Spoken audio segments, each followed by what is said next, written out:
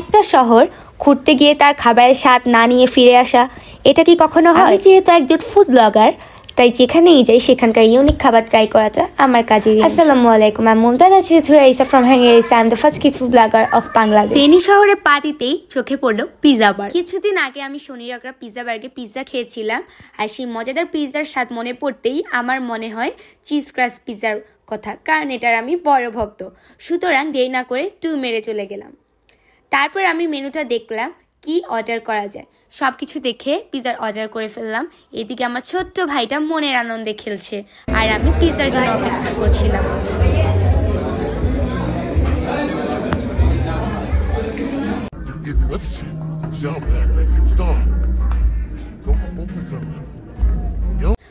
বন্ধুরা, এখন পর্যন্ত পিৎজা বার্গের 2টা ব্র্যান্ড ভিজিট করেছি, আর প্রতিবারই মুগ্ধ হয়েছি। পিৎজা টেস্ট করার আগে ওদের সার্ভিস আর ব্যবহারে মন ছুঁয়ে যায়, আর ডেকোরেশনের কথা না বললেই নয়, দারুণ সুন্দর।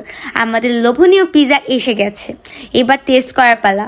আর আমরা অর্ডার করেছিলাম দ্য এভরিথিং। নামটা দেখে মনে হয়েছিল অনেক কিছুই থাকবে, দেখতেও ঠিক তাই।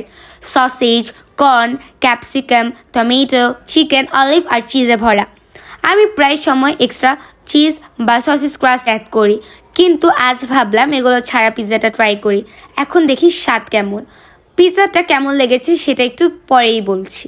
তার আগে আমার ভিডিওটাতে একটি লাইক, কমেন্ট আর শেয়ার দিয়ে দাও। তোমাদের সাপোর্ট আমাকে আরও নতুন নতুন কন্টেন্ট আনতে অনুপ্রাণিত করে। প্রথম কামড়েই যা বুঝলাম, ফেনীর পিৎজায় একদম আলাদা একটা ফ্লেভার আছে। টপিংসের পরিমাণ, ক্রাস্টের টেক্সচার, চিজের টান সব মিলিয়ে এক কথায় অসাধারণ।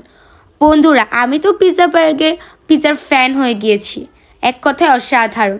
যারা ফেনীতে আছো অবশ্যই এখানে এসে পিৎজা ট্রাই করো। আমি নিশ্চিত তোমরাও আমার মতো ফ্যান হয়ে যাবে।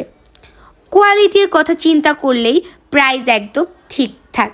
তবে একটা কথা, এখানে অনেক ভিড় থাকে, তাই পুরো ভিডিও করতে পারিনি। ওদের 2টা ফ্লোর আছে, তাই ফ্যামিলি বা ফ্রেন্ডসদের নিয়ে এসে নিশ্চিন্তে বসে সময় কাটাতে পারবেন, পিৎজাও খেতে পারবেন। আজকের মতো এই ভিডিওটা এই পর্যন্তই। দেখা হবে নেক্সট ভিডিওতে। আল্লাহ হাফেজ।